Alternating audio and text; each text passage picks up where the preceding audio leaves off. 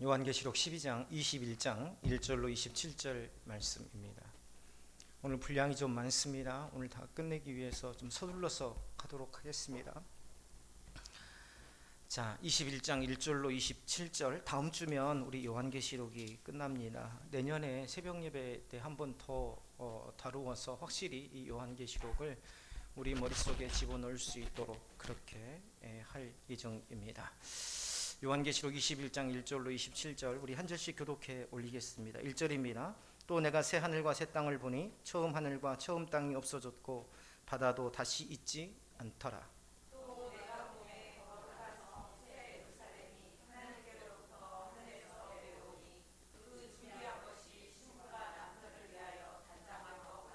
내가 들으니 보좌에서 큰 음성이 나서 이르되 보라, 하나님의 장막이 사람들과 함께 있음에 하나님이 그들과 함께 계시리니 그들은 하나님의 백성이 되고 하나님은 친히 그들과 함께 계셔서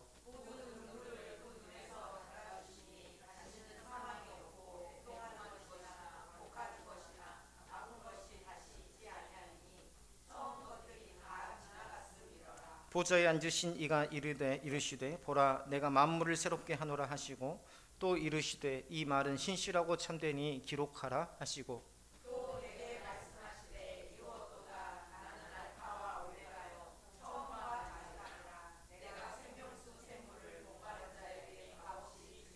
이기는 자는 이것들을 상속으로 받으리라. 나는 그의 하나님이 되고 그는 내 아들이 되리라.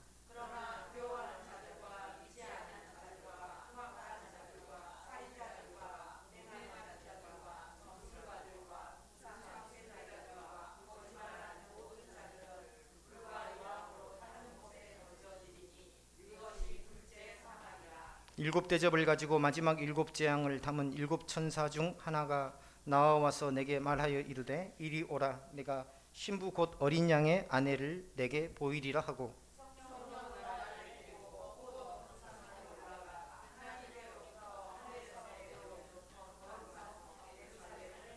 하나님의 영광이 있어 그 성의 빛이 지극히 귀한 보석 같고 벽옥과 수종같이 맑더라.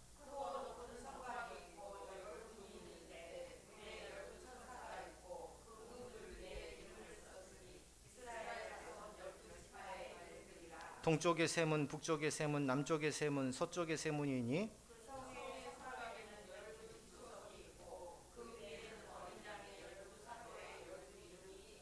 내게 말하는 자가 그 성과 그 문들과 성곽을 측량하려고 금 갈대 자를 가졌더라.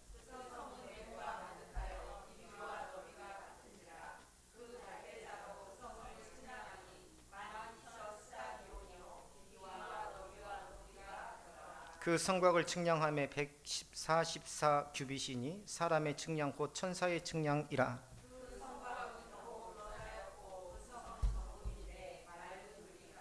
그 성의 성곽의 기초석은 각색 보석으로 꾸몄는데 첫째 기초석은 벽옥이요, 둘째는 남보석이요, 셋째는 옥수요, 넷째는 녹보석이요.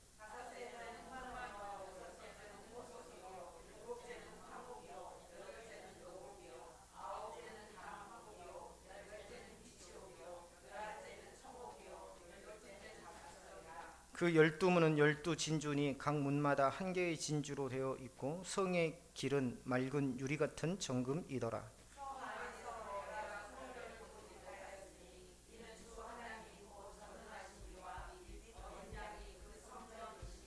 그 성은 해나 달의 비침이 쓸데없으니 이는 하나님의 영광이 비치고 어린 양이 그 등불이 되심이라.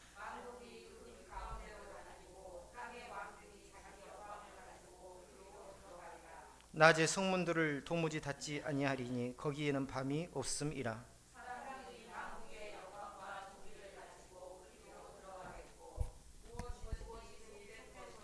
가증한 일 또는 거짓말하는 자는 결코 그리로 들어가지 못하되 오직 어린 양의 생명책에 기록된 자들만 들어가리라. 아멘. 자, 오늘 우리가 함께 봉독한 요한계시록 21장, 우리 모두가 이 땅에서 마지막에 붙들어야 될 소망, 곧 우리의 영원한 본향을 가르쳐주는 말씀입니다. 하나님께서 친히 우리 가운데 거하시고 모든 눈물을 닦아주시고 다시는 사망과 슬픔과 아픔이 없게 하시는 나라. 오늘 성경에는 그게 새 하늘과 새 땅, 새 예루살렘의 영광이라 이렇게 표현하고 있습니다. 로마서 8장 18절에 보면 바울이 이런 말을 합니다. 현재의 고난은 장차 우리에게 나타날 영광과 비교할 수 없다. 요한계시록 21장이 바로 사도 바울이 말한 그 장차 나타날 그 영광을 미리서 열어서 우리에게 보여주는 하나의 창문과 같은 역할을 하고 있는 겁니다.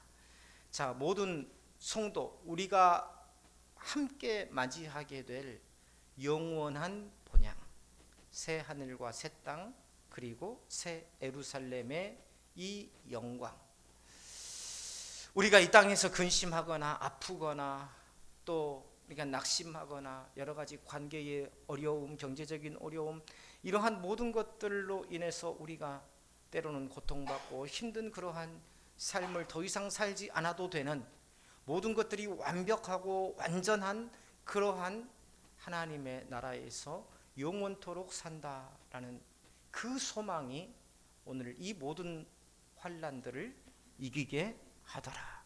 요한계시록이 쓰여진 목적이 바로 그거라고 그랬죠. 당시 1세기에 로마의 핍박 아래에서 고통받는 그러한 이 엄청난 고난 속에 있는 성도들에게 너희는 이 땅에서 사는 이 고통은 잠깐이야. 장차 올 하나님의 영원한 나라에서 너희들은 정말 주님과 함께 영광 중에 기쁨과 평안 가운데 살게 될 거야. 이게 요한계시록이 주는 메시지입니다. 그런데 이 신천지는 자신들의 단체의 정체성으로 이 요한계시록 21장을 이용하고 있습니다. 이 새 예루살렘의 영광을 자신의 단체인 이 신천지의 정체성으로 규정하죠. 다시 말하면 신천지가 바로 새 하늘과 새 땅이고 또한 새 예루살렘이라 이렇게 가르치고 있습니다. 그래서 사람들을 미혹하는 수단으로 삼고 있죠. 이게 이단의 특징 중에 하나입니다. 우리에게만, 우리를 통해서만 구원을 얻을 수 있고 우리에게만 구원이 있다. 이단 신천지는요, 이 계시록 21장을 신천지 예수교 증거 장막 성전, 이게 이 명칭이죠. 자신들의 명칭이죠. 자신들의 조직의 탄생과 구조를 설명하는 이 비유로 해석하고 있습니다. 자, 새 하늘과 새 땅은 신천지의 조직이고 또 12지파는 신천지 지파장의 조직, 또 생명척은 신천지의 뭐라고 그랬나요? 신천지 명단, 즉 교족부, 이긴 자는 신천지 교주 이만이라, 이런 식으로 내용을 자기들에게 끼워 맞추어서 이 요한계시록 21장을 해석하고 있죠. 결국 성경에 기록된 성도들의 영원한 본향인 새 하늘과 새 땅, 그리고 그곳에서 성도들과 더불어서 영원히 영광 받으실 예수 그리스도를 한 사람, 이만이라는 이 한 사람과 이 신천지라는 조직에 대한 맹신으로 바꾸어 버리는 것, 이게 바로 신천지의 이단성입니다.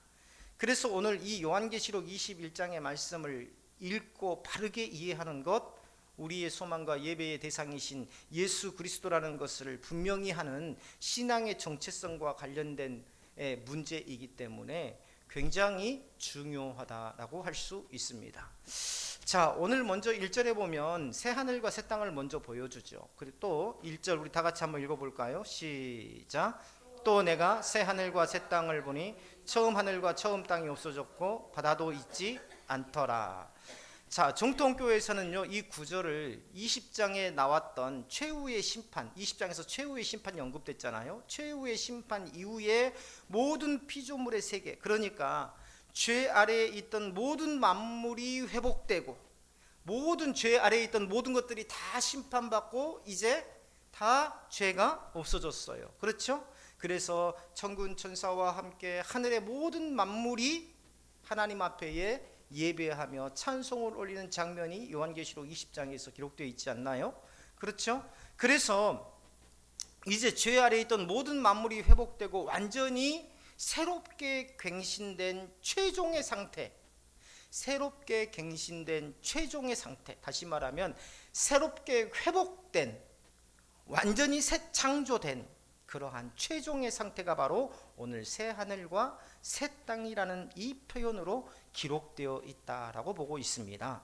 우리가요 베드로후서 3장 10절부터 13절에 보면 이 하늘과 땅은 불로 심판받고 의가 있는 곳인 새 하늘과 새 땅을, 지금 이 요한계시록 21장에서 우리에게 증거하고 있는 그 땅, 새 하늘과 새 땅, 예전에 있던 이 하늘과 땅은 불로 심판받고 이제 의가 있는, 다시 말하면 의가 있다는 건 뭐예요? 하나님의 통치만이 존재하는 그 세상, 그 하늘과 새 땅, 그게 바로 21장에 나오는 표현인 바로 새 하늘과 새 땅에 대한 표현입니다. 하나님께서 전적으로 새롭게 하시는 최종의 창조의 완성, 모든 질서의 회복의 상태가 바로 새 하늘과 새 땅이죠. 자, 그런데 신천지는요 이 새 하늘과 새 땅, 여기에 보면 1절에 보면은 처음 하늘과 처음 땅이 없어졌다라는 표현이 나오죠. 그것을요 처음 하늘과 처음 땅이 없어졌고 바다도 다시 있지 않더라, 이건 불로 심판받은 처음 하늘과 처음 땅을요 뭐라고 하냐면 오늘날 이 기성교회와 목회자들이라고 규정하고 있습니다. 바로 마지막 때에 이 기성교회와 기성교회에서 목회하는 모든 목회자들은 전부 다 없어질 것이다, 멸망받을 것이다 라고 이야기하죠. 자, 신천지의 해석으로 본다면 기성교회는 모두 심판받아서 불에 타 없어진다는 것입니다. 그러면 자, 지금은 몇 장이에요? 요한계시록 몇 장이에요? 21장이에요. 최종적인 심판은 어느 장에서 마지막에 있었죠? 20장에서 있었어요. 그러면 이제 더 이상 심판이 없는 장이 바로 21장입니다. 그런데 이 21장을 해석하면서 신천지에서는요 기성교회의 심판과 목회자들이 심판받아 불에 타 없어진다라고 해석하고 있죠. 자, 그러면 최종적인 심판 이후에 또 한 번의 교회에 대한, 기성교회에 대한, 또 기성교회 목회자들에 대한 심판이 있다는 건가?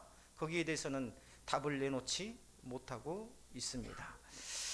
자, 신천지 해석으로 본다면 기성교회는 모두 심판받아서 불에 타 없어지고 새 하늘과 새 땅을 의미하는 신천지만의 세상이 온다는 거죠.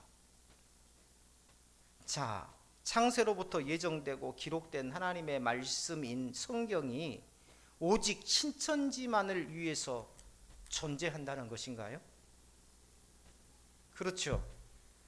이 신천지만이 새 하늘과 새 땅이라고 주장한다면 이 세계를 통틀어서 하나님께서 창세전부터 말씀하시고 말씀으로 천지를 창조하시고 예수님께서 십자가에 대속하시고 우리에게 영원한 생명을 주시고 모든 나라와 백성들과 왕들을 통치하사 결국에는 하나님의 나라를 세워가시는 이 하나님의 말씀이 오직 신천지만을 위해서 존재한다는 건가요? 정말 황당하기 짝이 없는 해석이라고 할 수 있죠. 그래서 신천지에서는 오늘 1절에 보면 없어진다, 없어진다는 이 말을 2000년 동안 이어져 온 기독교 세계가 이미 끝났고 지금은 오직 신천지만이 하나님의 나라라고 주장하는 근거로 삼고 있습니다. 요한계시록 21장을요 지금 기성세대의 세대는 교회의 시대는 끝났고 오직 신천지만이 새 하늘과 새 땅이요 신천지에 들어와야지만이 구원을 얻을 수 있다는 근거의 말씀으로 삼는 것이 바로 오늘 이 요한계시록 21장 1절 말씀이더라는 겁니다. 자, 또 바다가 있지 않는다는 표현을 기성교회와 종교 세상이 심판받고 사라졌다는 증거로 해석합니다. 이 바다를요 다른 종교로 해석합니다. 그러니까 새 하늘과 처음 하늘과 처음 땅이 없어졌다. 처음 하늘은 기성교회, 처음 땅은 목회자, 기성교회의 목회자, 바다는 다른 종교, 불교나 가톨릭이나 이런 종교들, 그런 종교들이 모두 심판받아서 다 사라지고 오직 남는 것은 뭐밖에 안 남는다? 신천지밖에 안 남는다라고 가르치고 또 주장하고 있죠. 자, 계시록 21장은요 이미 사단이 불과 유황못에 던져졌어요. 어디서 던져졌어요? 요한계시록 20장에서 이미 던져졌습니다. 그리고 큰 흰 보좌 심판이 끝난 후의 모습을 21장에서 묘사하고 있어요. 다시 말하면 예루살렘의 영광과 새하늘의 새 땅의 영광만 있지 이 21장에는 어떤 심판도 없는 상태입니다. 이 시점은 역사 속에 어느 한 종파가 생겨난 1984년 이 신천지가 생겨난 이 해와 연결시킬 수 있는 그런 차원이 아니라 주의 재림과 최후의 심판 이후에 인류 역사가 마감된 후에 완전한 하나님의 나라가 세워진 종말론적인 완성의 시간을 이야기하고 있는 거예요. 무엇보다도 새 하늘과 새 땅, 새 예루살렘은요 하늘에서 하나님께로부터 내려오는 것이라. 자, 2절 보세요. 2절 다 같이 한번 읽어볼까요? 시작. 또 내가 보매 거룩한 성 새 예루살렘이 하나님께로부터 하늘에서 내려오니 그 준비한 것이 신부가 남편을 위하여 단장한 것 같더라. 보세요. 하나님께로부터 하늘에서 내려오니 거기다 밑줄 쳐보세요. 자, 또 10절 한번 볼까요? 10절 우리 다 같이 한번 읽어보겠습니다. 시작. 성령으로 나를 데리고 크고 높은 산으로 올라가 하나님께로부터 하늘에서 내려오는 거룩한 성 예루살렘을 보이니, 여기서 하나님께로부터 하늘에서 내려오는 거룩한 성 예루살렘에다 밑줄을 그어보세요. 자, 뭐라고 되어 있습니까? 여기서 내려온다라는 표현, 이것을 물리적인 표현 그대로 받아들이면 안 됩니다. 이것을요 그대로 받아들이면 여호와의 증인들이 주장하는 해석이 됩니다. 또 신천지가 주장하는 해석이 돼요. 여호와의 증인의 특징이 뭡니까? 영원한 하나님의 나라는 따로 있는 게 아니라 이 땅에서 이루어지는 것이다. 이게 바로 여호와의 증인의 주장이죠. 신천지도 마찬가지입니다. 새 하늘과 새 땅은 따로 있는 게 아니라 어디가 새 하늘과 새 땅이다? 신천지 자신들의 조직이 새 하늘과 새 땅이라고 주장을 합니다. 이 땅 위에서 하나님의 나라가 이미 이루어졌다라고 주장하는 것, 그 이루어진 곳이 어디냐? 바로 신천지다라고 주장하는 것이 바로 신천지의 해석이에요. 그래서 이것을 내려온다는 표현을 이 물리적인 표현으로 받아들이면 이 땅에서, 하늘에서 이 땅으로 내려와서 이 하나님의 나라가 존재한다라는 이 해석의 오류를 낳게 됩니다. 자, 하나님께로부터 하늘에서 내려온다라는 표현은요, 자, 누구로부터 왔어요? 이게 이 땅에서 시작된 게 아닙니다. 이 땅에서 어떤 사람에 의해서 이 조직된 조직에서 시작된 게 아니라 하나님께로부터 내려왔다는 하나님의 주권을 상징하는 은유적인 표현이에요. 자, 즉 구원받은 자들이 영원히 예수 그리스도와 더불어서 영광 중에 살 수 있는 하나님의 나라가 하나님의 주권에 의해서 완성된다는 표현입니다. 번역을 하면서요, 내려온다라는 이 표현을 써서 번역을 해놓으니까 마치 신천지가 주장하는 것처럼 이 땅 위에서 하나님의 나라가 펼쳐지는 것처럼 우리가 인식하고 받아들일 수가 있는데요, 헬라어 원어 성경을 보면 내려온다는 표현이요 위치적인 이동을 말하는 게 아니에요. 출처를 말한 겁니다. 누구로부터 시작되었는가, 누구로부터 시작되었는가, 그 근원이 어디로부터 오는가라는 그 의미를 담고 있는데, 번역을 하면서 내려온다라는 이 표현으로 번역을 해놓으니까 마치 하나님의 나라가 이 땅 위에서 펼쳐지는 것처럼 그렇게 해석하는 오류를 낳게 되더라. 즉 하나님으로 인해서 완성된 나라, 하나님으로부터 세워진 나라, 이게 바로 새 하늘과 새 땅, 새 하늘과 새 땅, 이걸 한자로 해가지고 신천 신지 해가지고 자신들의 조직 이름을 신천지라고 진 것 아닙니까? 새 하늘과 새 땅은 정말 좋은 건데, 그걸 갖다가 신천지에서 쓰니 마치 단어 자체가 뭔가 좀 어감이 굉장히 부정적인 어감으로 표현해버렸죠. 사극에서 보면요, 왕께서 품계를 하사하셨다, 그런 거 들어보셨죠? 왕께서 품계를 하사하셨다. 이 표현이 어떤 품계가 있는 직분을 물리적으로 내려줬다는 의미인가요? 어떤 물건을 내려줬다는 의미인가요? 아니잖아요. 왕이 그에게 직분을 주었다는 의미잖아요. 그래서 왕으로부터 그 직분이 주어졌다는 겁니다. 그런데 신천지에서는 이것을 한글 성경, 한글 번역 성경으로 그대로 위치적이고 물리적인 것으로 해석을 하고 있어요. 그래서 하나님의 나라가 어디에 임했다? 이 신천지에서 새 하늘과 새 땅으로 완성되었다라고 가르치고 있는 겁니다. 또 있어요. 요한이 보았다라고 증언하고 있지요. 자, 이 성을요 자기가 건설했다라고 말하고 있습니다. 말하지 않았습니다. 자기가 건설했다고 말하지 않았어요. 2절에 보면 또 내가 봄에 거룩한 성 예루살렘이, 10절에 거룩한 성 예루살렘을 보인다는 건 누가 보여줬다는 거예요? 하나님께서 보여주시니 보았다는 겁니다. 요한이. 또 내가 봄에 성령께서 이 요한의 눈을 열어주신 거예요. 사도 요한의 눈을 열어주신 거예요. 요한계시록 1장 1절에 보면 그 대목이 나오지 않습니까? 예, 하나님께서 내 영적인 시야를 열어서 하나님의 그 모든 계시를 보게 했다. 하나님으로부터 봤다는 겁니다. 그런데 신천지는 이것을요, 신천지의 교주인 이만희가 신천지를 이 땅에 건설한 것으로 해석합니다. 그로부터 새하늘과 새 땅이 열렸다고 해석을 해요. 요한이 하늘에서 본 치수 그대로 가져와서 지상의 조직과 건물을 만드는 방식으로 신천지가 이루어졌다라고 가르치고 있어요. 하나님의 나라의 완성은요, 하나님의 주권으로 세워진 것이지 어떤 인간이 설계도를 보고 이루어 드리는 것이 아니다 라는 것입니다. 6절 보세요. 누가 이루었다고 말씀하고 있습니까? 6절 다 같이 한번 읽어볼까요? 시작. 나는 알파와 오메가요 처음과 마지막이라 내가 생명수 샘물을 목마른 자에게 값없이 주리니. 자, 내게 말씀하시되 이루었도다. 그 이루신 주체가 누구라고 그랬습니까? 나는 알파와 오메가요 처음과 마지막이라 내가 생명수 샘물을 목마른 자들에게 값없이 주리니. 하나님이 이루신 겁니다. 그런데 신천지의 이만희가 이것을 자신이 하나님의 나라를 만들었다는 식으로 해석하는 것은 결국 직설적으로 이만희가 하나님이라는 말은 안 하지만 결국은 자신이 누구라는 겁니까?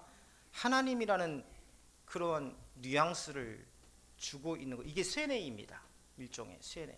직접 말은 하지 않지만 이 해석을 이렇게 함으로써 결국은 하나님이 누구예요? 이만희라는 그러한 쇠뇌를 시키고 있는 거예요. 참 교묘하죠? 자, 또 2절에 보면 사도 요한은요, 이 새 예루살렘을 뭐라고 합니까? 신부가 남편을 위하여 단장한 것 같더라라고 이야기합니다. 히브리서에 보면 이 새 예루살렘을요, 더 나은 본향이라고 기록하고 있어요. 자, 믿음의 선진들, 믿음의 조상들이 더 나은 본향으로 사모하던 하늘의 도성 하나님의 나라를 이야기한 것이지 결코 이 땅 위에 어떤 조직, 다시 말하면 신천지, 예수교 증거, 장막 성전을 하나님의 나라라고 이야기하지 않고 있다라는 겁니다. 히브리서 기자도 더 나은 본향, 믿음의 선진들이 사모하던 그 나라, 그게 바로 하나님의 나라다.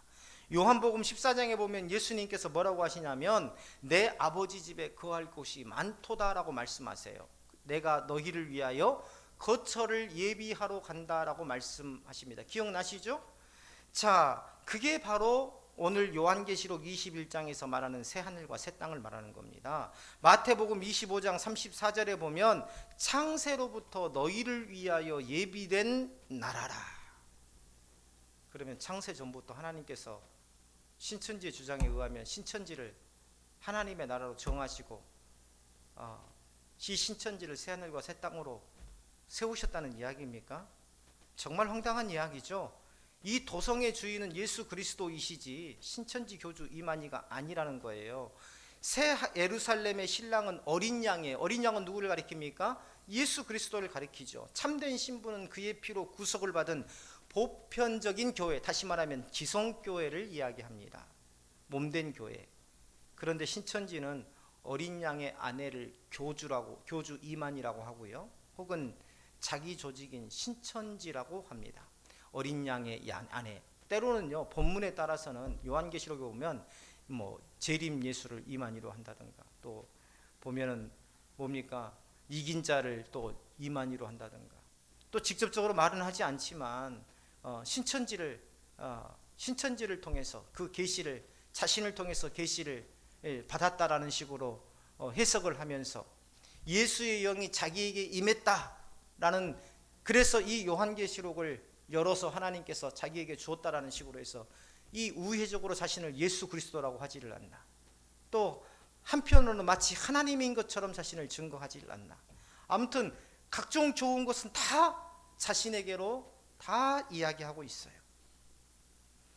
자, 이어지는 3절 4절 말씀 한번 다 같이 한번 읽어볼까요? 3절 4절 말씀은요, 하나님의 백성들이 누릴 새 예루살렘의 복이 무엇인지를 보여주죠. 3절 4절 읽어보겠습니다. 시작.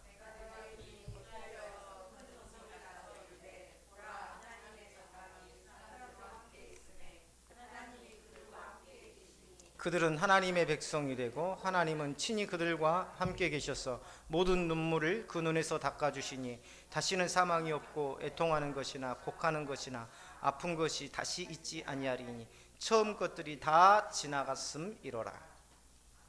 정통교회에서는요, 이 약속을 뭐라고 하냐면 주님 재림 후에 영광의 상태에서 완전하게 이루어질 약속으로 해석합니다. 지금도 성령 안에서 임마누엘이라는 말이 뭔 말인가요? 그렇죠. 하나님이 우리와 함께 하신다. 하나님의 함께 하심의 은혜를 누리지만 이미 우리는요, 눈물과 질병과 죽음을 이긴 자가 되었어요.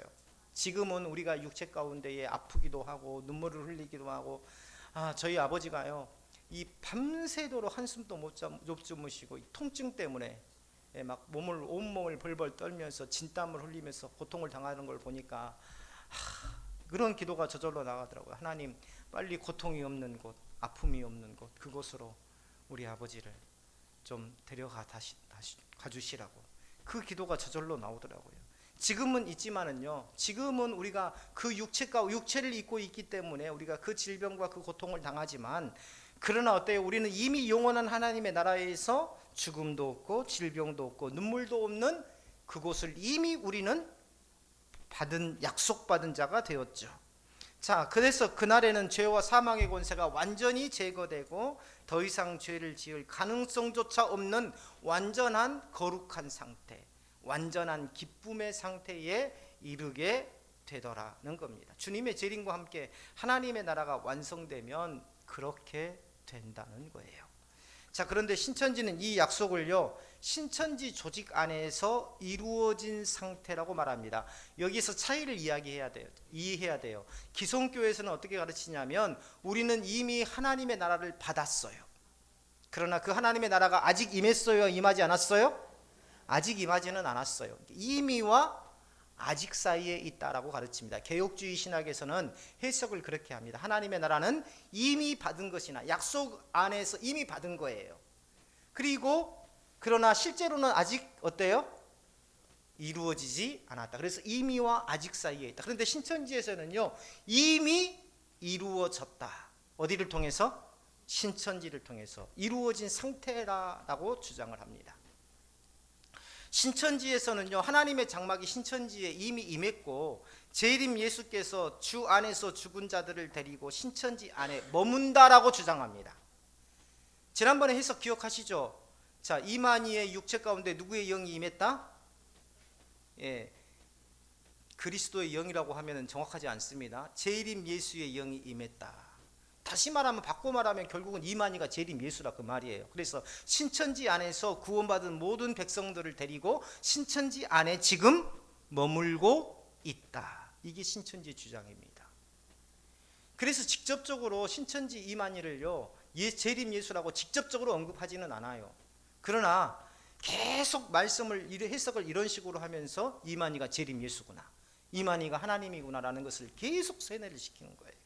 그래서 신천지는요, 이미 눈물과 애통과 사망과 고통이 없는 세계라. 그래서 신천지에 가면 고통도 없고 사망도 없고, 그래서 영생불사를 주장하지 않습니까? 이만희는 죽지 않고 영원히 살 것이다 라고 지금 주장하고 있지 않습니까? 그래서 죽음도 없고 고통도 없고 눈물도 없고, 이것이 바로 신천지다 라고 주장을 하죠. 신천지 안에 들어오면 영생불사한답니다. 자, 그런데 현실은 어떠해요? 그들 안에서 병들어서 죽는 일이 일어나고, 조직 내부의 갈등으로 인해서, 또 탈퇴자의 문제로 인해서 소송과 고발이 계속되고 있지 않습니까? 법정 공방이 계속되고 있지 않습니까? 그렇죠? 만일 이 말씀이 문자 그대로 이미 신천지 안에서 이루어졌다면, 자신들의 주장으로 이미 하나님의 나라가 이 신천지 안에서 이루어졌다면 그 안에서는 더 이상 죽음도 애통도 질병도 없어야 됩니다.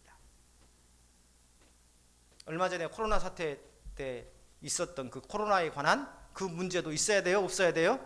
없어야 됩니다. 완전 무결한 상태가 바로 하나님의 나라이기 때문에. 결국 이 말씀을 신천지를 홍보하는 조직 홍보의 문구로 사용하고 있는 거죠. 신천지에서. 우리 5절을 한번 읽어볼까요? 5절 시작.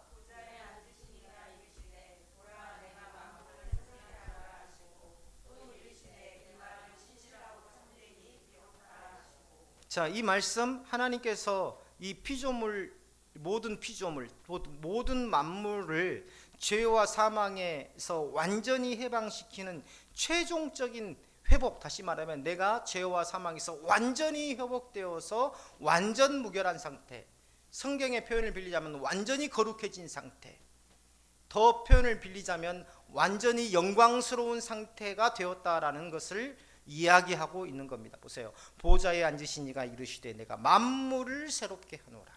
만물을 새롭게 하노라. 하나님의 질서가 완벽하게 회복되었다라는 것을 이야기합니다.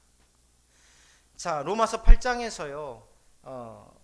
피조물도 하나님의 자녀들이 영광의 자유에 이르는 것을 고대하고 있다라고 기록하고 있습니다. 신천지는요, 이 말씀을 뭐라고 해석을 하냐면 신천지 조직의 창설과 연결시켜서 기성교회가 끝나고 자기들이 이 새 시대의 주인공이 되었다라는 근거로 삼습니다. 그렇게 세뇌를 시켜놓으니까요, 이 신천지에 들어가 있는 사람들이 자존감이 막 계속 막 일어나는 거예요. 우리만 특별히 선택받았구나. 우리만 이미 구원받았구나. 이미 우리는 새 하늘과 새 땅에 들어와 있구나. 우리는 완전 무결한, 죽음도 없고 고통도 없고 슬픔도 없는 그런 상태에 있구나. 그러니요, 반대로 생각해 보세요. 신천지 내에서 울면 돼요, 안 돼요? 안 돼요. 그것은 믿음이 없는 것이기 때문에. 그렇죠. 아파도 돼요, 안 돼요? 안 돼요. 아프다고 말하면 그것은 뭐예요? 새 하늘과 새 땅에 들어오지 못하는 것을 시인한 거기 때문에.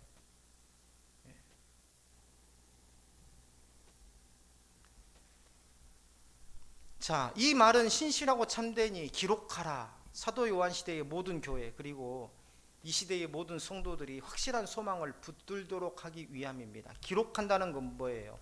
이 기록한다는 것은요, 하나님의 말씀이 구전으로 전달되지 않고 확실히 기록된다는 것. 우리가 여호수아서를 묵상하잖아요. 하나님께서 하나님의 행적을 어떻게 하라고 그랬어요? 기념비에 새기라 그랬습니다. 새기는 이유가 뭡니까? 하나님께서 행하신 일이 신비로운 일이 아니라 그냥 구전으로 내려오는 소문이 아니라 모든 후손들이 대대로 볼 수 있도록 새겨라는 거죠. 확실하다는 겁니다. 그래서 오늘요, 이 말은 신실하고 참되니 기록하라. 이 말은 하나님의 말씀이 확실하도록, 하나님의 나라가 확실히 임하다라는 것을 모든 성도들이 확신을 가지라라는 의미이지, 신천지가 주장하는 것처럼 신천지의 교족부를 말하는 게 아니에요. 신천지에서는 5절의 말씀을, 이 말은 신실하고 참되니 기록하라, 이 말을 신천지의 교족부에 기록된 것을 이야기하는 겁니다. 주님은요, 이어서 뭐라고 합니까? 6절에 보면 나는 알파와 오메가요, 처음과 마지막이. 알파라는 것은 처음, 헬라어에서 알파는 맨 첫 번째, 그 다음 오메가는 맨 나중에 알파벳입니다. 그래서 처음과 마지막이라고 선언하죠. 신천지는요, 이 알파를 뭐라고 하냐면, 자, 이 알파와 오메가는 누구를 말하는 겁니까? 하나님의 속성을 말하는 거잖아요. 그렇죠. 영원하신 하나님, 자존하신 하나님. 자존이라는 건 뭐예요? 스스로 어떤 것에 의해서 만들어지지 않고 스스로 계신 분, 그리고 영원토록. 처음과 나중이라는 것은요, 이 세상의 모든 만물 가운데 가득 채워졌다는 것을 의미합니다. 그런 하나님의 속성을 말하는 건데, 신천지에서는 이 예언을 뭘로 해석하냐면, 이 알파를 뭘로 해석하냐면 예언이라고 합니다. 예언을 알파, 그리고 오메가를 실상이라고 합니다. 그래서 알파와 오메가를 예언과 실상이라 이렇게 해석을 하죠. 그래서 예언을 알고 실상을 아는 자, 예언은 누가 받았다고 그랬어요?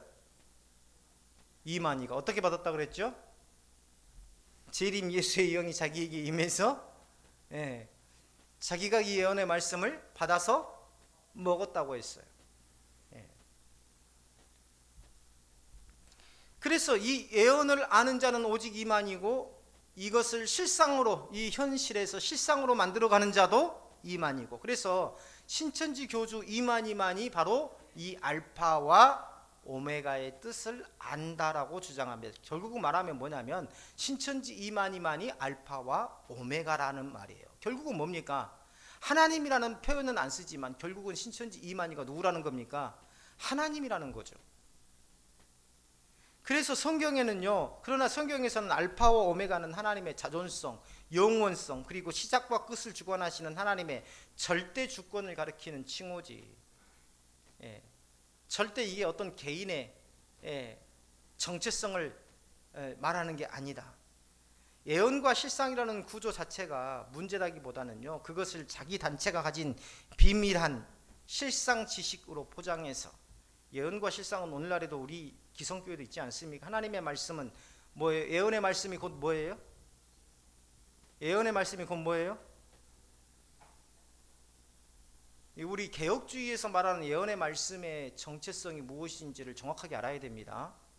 예언의 말씀이라는 것은요, 내가 기도 가운데 들리는 어떤 하나님의 음성, 하나님의 계시, 이걸 말하는 게 아니라, 개혁주의에서는 그걸 말하지 않습니다. 개혁주의에서 예언이라는 것은요, 신구약 66권 성경에 기록된 예언, 이 말씀, 그래서 성경 신구약 66권으로 모든 예언은 끝났다라고 주장하는 게 바로 개혁주의 신학입니다. 자, 그런데 마치 자기들만의 신천지만의 전유물인 것처럼 이야기하죠. 말씀드렸다시피 개혁주의 신앙은요, 신구약 66권으로 하나님의 계시가 충분히 완결되었다라고 고백합니다. 이게 굉장히 중요해요. 굉장히 중요해요. 왜? 이것을 개혁주의 신학을 갖지 못하면요, 어떤 현상이 생기냐면, 누군가 내가 하나님의 음성을 들었는데 당신 보고 이렇게 하래, 그걸 뭘로 받아들여요? 예언의 말씀으로 받아들입니다. 오직 성경에 있는 것, 개혁주의 신학은 신구약 66권의 말씀만이 예언이고, 이 신구약 66권으로 모든 예언이 어떻게 됐다고요? 종결되었고 완성되었다라고 보는 겁니다. 성경 외에 어떤 개인이 계시를 받거나 어떤 단체 내에 계시가 임했다는 주장을 개혁주의에서는 받아들이지 않는다는 것을 잘 알아야 돼요. 이걸 깨닫지 못하니까 자꾸 정체성이 흔들리는 겁니다. 어디 가가지고 무슨 뭐 계시를 받았다고 하고, 어디 가가지고 뭐 이상한 무당 같은 그런 소리를 들었다고 하고, 그런 신앙을 갖게 되는 거예요. 혼합주의 신앙. 혼합주의 신앙. 자, 6절 7절 한번 읽어볼까요? 6절 7절 시작.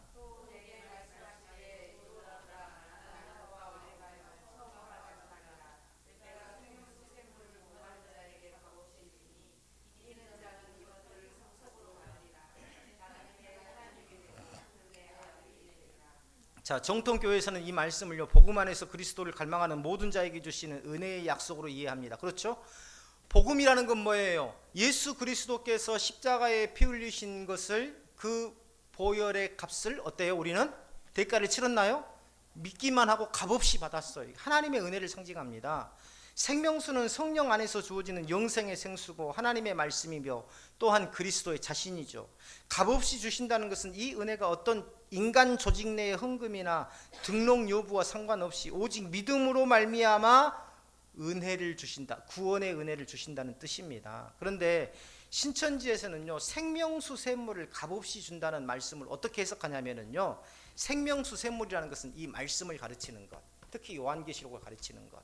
그래서 신천지에서 세운 성경신학원에 들어와서 등록금도 내지 않고 어떤 대가도 내지 않고 거기에서 신천지에서 가르치는 성경을 배우는 것, 이것을 바로 값없이 받는 것이다라고 해석을 합니다.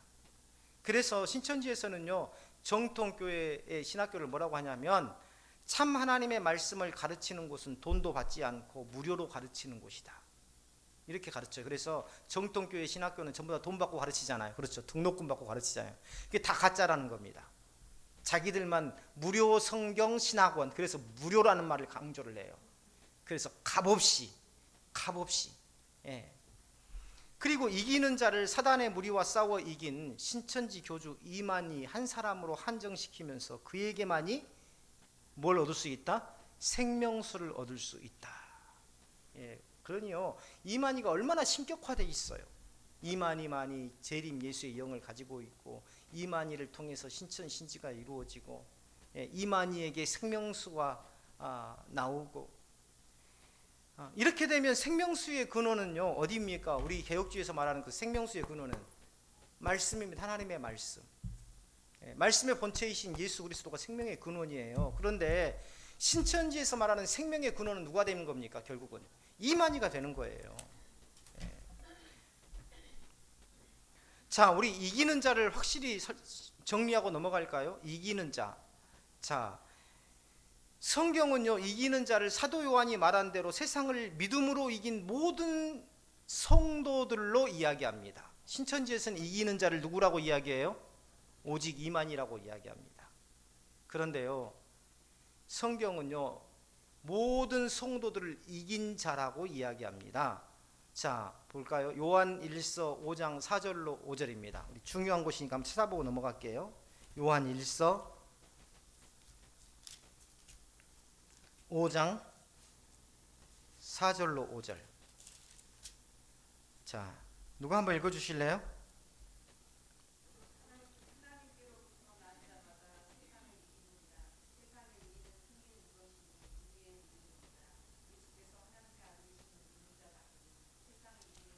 자, 보세요. 4절 보세요. 무릇 하나님께로 난 자마다 세상을 이기느니라. 하나님께서 예정하셔서, 하나님의 백성으로 예정하시고 하나님께서 택하셔서 예수 그리스도의 보혈로 구원받은 모든 자가 바로 뭐라고요? 구원 이긴 자라는 겁니다. 5절 보세요. 예수께서 하나님의 아들이심을 믿는 자가 아니면 세상을 이기는 자가 누구냐? 오직 예수 그리스도의 이름으로 구원받은 모든 자들만이 이긴 자라는 거예요. 특정한 한 사람, 신천지 이만희가 아니라는 겁니다. 성경에서 이렇게 증거하고 있는데, 예, 성경에서 이렇게 증거하고 있는데 신천지에서는 오직 이만희만이 이긴 자라 이렇게 가르치고 있죠. 자, 오늘 8절을 보겠습니다. 8절은 반대로요 하나님의 나라에 들어가지 못한 자들을 보여주고 있습니다. 우리 계시록 8절을 한번 읽어볼까요? 시작.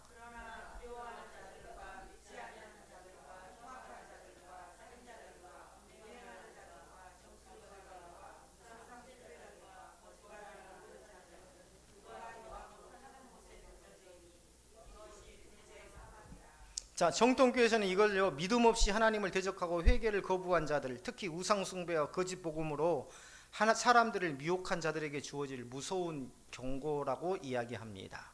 여기서 거짓이라는 것은 우리가 도덕적인 거짓을 이야기하는 게 아니라 복음을 왜곡해서 신천지같이 거짓으로 자기의 탐욕을 채우려고 사람들을 미혹하는 자들을 이야기하는 거예요. 신천지는요 이 목록을 거의 모두 계시록 예언과 실상을 믿지 않는 자, 다시 말하면 신천지를 공격하고 신천지를 믿지 않고 신천지를 떠나고 신천지를 비판하는 기성교회와 목회자들이라고 적용합니다. 두려워하는 자들, 믿지 않는 자들, 흉악한 자들, 살인자들, 음행하는 자들, 술객들, 우상숭배자들, 거짓말하는 자들, 이들을 모두를 다 신천지와 상관없는 자들로 해석하죠. 둘째 사망에 들어가는 자라는 것은 결국 뭐냐면, 둘째 사망에 들어가는 자를 신천지에서는 뭘로 가르치냐면 신천지의 교족부에서 기록되지 못한 자. 다시 말하면 신천지를 떠나서 신천지에서 탈락해서 교족부에서 지워진 자들, 이것을 둘째 사망에 들어간 자들이라 기록하고 있습니다. 자, 그리고 이 자기 단체의 교족부를 어린 양의 생명책이라 이렇게 규정하죠. 예. 우리는요 하나님 나라의 생명책, 구원받은 자들은 모두 이 생명책에 기록되어 있지 않습니까? 그렇죠. 흰 보좌에서 20장에서 뭐라고 그랬어요? 하나는 책 2권이 있는데 하나는 뭐라고 그랬어요? 주님 앞에 나아가면 예수님의 부활하실 때에 책이 2권이 있는데 하나는 뭐라고 그랬습니까? 네? 행위록, 하나는 생명책. 이 행위록을 보면서 네가 이 땅 위에서 어떤 삶을 살았는지 다 점검하신다 그랬죠. 예. 그래서 그때는 하나님 앞에 드러나지 않는 모든 것들이 하나도 낭비없이 다 드러난다 그랬어요. 우리의 마음의 중심까지도 다 드러난다 그랬습니다. 그렇지만 그 행위로 봤을 때는 구원 받아요, 못 받아요? 구원 못 받아요. 그런데 어디에가 딱 우리 이름이 기록되어 있어요? 생명책에 기록되어 있어요. 그런데 신천지에서는요, 자신들의 교족부가 바로 어린 양의 생명책이라 이렇게 가르치고 있습니다. 그래서 이 생명책에서 이름이 지워질 수 있다라는 이 교리를 만들어서 탈퇴자와 비판자를 둘째 사망의 대상이라고 협박하는 수단으로 사용하고 있다라는 겁니다. 그런데 성경은 오직 생명책을 하나님의 어린 양의 생명책이라 이렇게 기록하고 있습니다. 자, 그리고 오늘 10절 이하를 보면은요, 새 예루살렘을 자세하게 묘사하고 있죠. 10절 이하 한번 보세요. 큰 성곽 12문 12기초석 금갈대자로 측량한 12,000 스타디온의 성, 벼곡으로 쌓은 성곽, 정금으로 된 성, 각색 보석으로 꾸민 기초석, 진주로 된 12문, 맑은 정금으로 된 길. 뭐 시간이 없으니까요, 간략하게 소개만 하고 넘어갈게요. 정통교회에서는 이 묘사들을 뭐라고 하냐면 건축 그대로의 설계로 보는 게 아니라 건축의 하나의 설계도로 보는 게 아니에요. 설계도로, 저기 가평에 가면 신천지 뭐가 있습니까? 뭐 왕궁 같은 게 있죠. 이런 계시록에 나온 이것대로 지금 지어 놓은 거예요, 사실은 자기네들은. 근데 이것은 어떤 건축에 대한 어떤 그런 지시나 설계도가 아니라 상징과 이미지의 차원에서 이야기된 겁니다. 즉 12문과 12지파의 이름, 12기초석과 12사도의 이름은요, 구약과 신약의 참된 성도들을 말하는 겁니다. 다시 말하면 구약의 12지파, 신약의 12사도는요, 하나님의 모든 백성들을 통칭하는 그런 의미로 쓰여진 거죠. 곧 하나님의 백성의 충만한 수를 상징합니다. 그래서 이 도성은 하나님의 어린 양의 영광으로 빛나는 도성이고 그 자체가 하나님의 임재가 가득한 성전이라는 거예요. 근데 신천지는요, 이 상징들을 모두 자기 조직의 구조와 숫자에 끼워 맞춥니다. 이 이만희가요, 얼마나 사람들을 미혹하려고 이 성경 요한계시록을 읽으면서 막 이걸 숫자적으로 만들어 가지고 끼워 맞췄다라는 그런 이 표시가 날 정도로, 여기에 보면 144 규빗 성곽이라는 표현이 나오죠. 이건 뭐냐면 이 신천지에서 뭐라고 하냐면 144 규빗 성곽은요, 12지파 곱하기 각 지파당 12명의 교육자, 그래서 144명의 대표를 상징한다. 어떻게 참 영리한 사람은 영리한 사람인가 봐요. 수학을 잘하는 사람인가 봐요. 어떻게 그런 걸 또 탁탁 또 이렇게 맞춰놨어요. 또 그렇게 맞춰서 신천지를 조직한 겁니다, 이게. 그리고 12,000 스타디온, 이건 뭐냐면 각 지파당 12,000명, 각 지파당 12,000명 곱하기 12지파니까 몇 명이에요? 14만 4천명을 의미한다라고 주장하고 있어요. 그러면서 자기 조직의 행정구조와 인원수를 이 구절에 끼워 맞추어서 이 구조와 숫자를 갖추었기 때문에 우리는 요한계시록에 성취를 이룬 그러한 새하늘과 새 땅이라 이렇게 가르치고 있습니다. 그런데요, 보세요. 계시록 21장에서 말하고 있는 것은요, 우리의 조직의 구조가 무엇인가를 말하고 있는 게 아닙니다.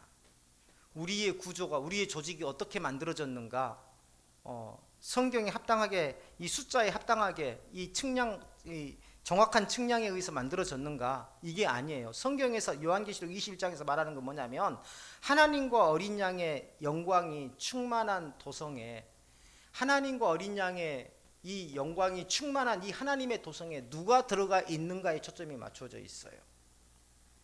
천국에서는요, 성전이 있을까요, 없을까요? 천국에 성전이 있을까요, 없을까요? 네? 있다고 하시는 분 한번 손 한번 들어보세요. 없다고 하시는 분. 야, 다들 요한계시록을 잘 깨닫고 계시네요. 자, 보세요. 이 22절 보세요. 22절. 다 같이 한번 읽어볼까요? 22절. 자, 시작. 성 안에서 내가 성전을 보지 못하였으니 이는 주 하나님 곧 전능하신 이와 및 어린 양이 그 성전이심이라. 누가 꿈속에서요, 내가 죽었다가 하나님의 나라를 갔는데 하나님의 성전이 막 엄청나게 보석으로 치장되어 있고 그러더라. 전부 다 새빨간 거짓말이에요. 성경에 뭐라고 되어 있습니까? 성전이 있다고 했어요? 없다고 그랬어요? 성전을 보지 못했다고 그랬어요. 성전을. 누가 성전이라고 그랬습니까? 하나님 곧 전능하신 이와 어린 양이 그 성전이라. 예. 하나님과 어린 양의 임재가 곧 성전이고 그 빛이 해와 달을 대신하는 것입니다. 예. 신천지는요, 이 해와 달을 목자와 전도자로 해석하죠. 참 빛이신 하나님과 어린 양이 오셨으니 이제 다른 목자와 전도자는 필요 없다.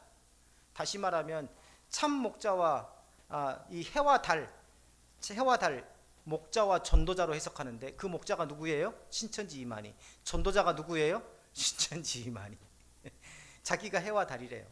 그래서 더 이상 이제 이 시대에는 다른 목자도 다른 전도자도 필요 없다. 누구만이? 오직 이만희만이 알파와 오메가가 된다. 처음이 되고 끝이 된다.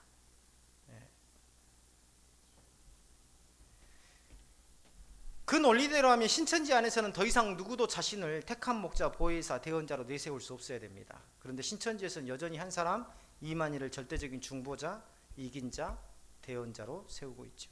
마지막으로 이 거룩한 성에 누가 들어가는지에 대해서 기록하고 있죠. 27절에 보면 무엇이든지 속된 것이나 가증한 일 또는 거짓말하는 자는 결코 그리로 들어가지 못하되 오직 어린 양의 생명책에 기록된 자들만 들어가리라. 자, 어린 양의 피로 씻김을 받았는가? 생명책에 이름이 기록되어 있는가? 이것만이 중요해요. 신천지의 시험을 통과했나? 신천지에서 하는 무료 성경 신학원에서 공부를 했나? 이런 것은 전혀 중요하지 않습니다. 신천지의 교리에 동의했나? 이런 것은 성경이 말하는 기준이 아니에요. 오늘 요한계시록 21장에서 말하는 새 하늘과 새 땅, 영원한 도성 예루살렘에 들어가는 기준이 뭐냐면 어린 양의 피로 씻김을 받았는가? 생명책에 기록되어 있는가? 이겁니다. 결국 요한계시록 21장에서 말하고 있는 건 뭡니까? 신천지냐 아니냐의 문제가 아니라 정말 새 예루살렘을 바라보는 사람인가? 아니면 사람이 손으로 만든 도성을 붙들고 있는 사람인가? 라는 문제예요. 오늘 우리 강남교회 이 건물, 이 지역 요것만 생각하지 마세요. 우리가 믿고 있는 것은 이 교회 자체가 아니라 이 교회 건물 자체가 아니라 우리가 믿고 있는 것은 장차 우리가 나아갈 하나님의 영원한 나라입니다. 그곳에서 사망도 없고 질병도 없고 고통도 없는 그곳에서 우리는 다 주님과 더불어서 도성이 되신 하나님과 예수 그리스도와 더불어서 영원토록 살게 될 것이다. 그 소망이 지금의 모든 어려움과 모든 고난과 고통을 이기게 하는 힘이 될 것이다. 그래서 그 소망을 붙잡으라고 성경은 이야기하고 오늘 요한계시록 21장에도 기록된 이 새하늘과 새 땅에 대한 말씀은 바로 그 소망을 잃지 말고 오늘을 낙심하지 말고 힘있게 살아가라. 그 말씀을 우리에게 던져주고 있는 것입니다. 이기는 자이고 우리가 하나님께서 나는 그의 하나님이 되고 그는 내 아들이 되리라고 7절에서 말씀하고 있지 않습니까? 바로 그들이 바로 누구예요? 나이고 우리입니다. 그 하나님의 나라를 소망하며 오늘도 내일도 힘있게 삶을 살아가시길 주님의 이름으로 축원합니다.